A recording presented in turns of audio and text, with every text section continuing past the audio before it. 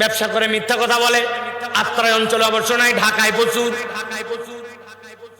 আপনার মতো চেনা লোক বলে কেনা দামে দিলাম, বাপ দাদার জন্ম দেখেনি, কেনা দাম বলে 500 টাকা গলা কাটছে, আছে না?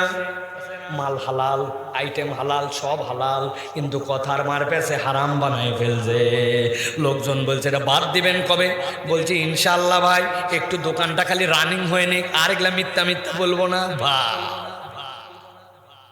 কোনদিন মিথ্যা বাদ দিতে পারলো না। রব্বুল আলামিন এই জন্য বলছেন ওয়া তারাব্বাসতুম, ওই দিন ফেসে যাবা তোমরা। এবার আল্লাহ বলছেন 3 নম্বর কারণ কি?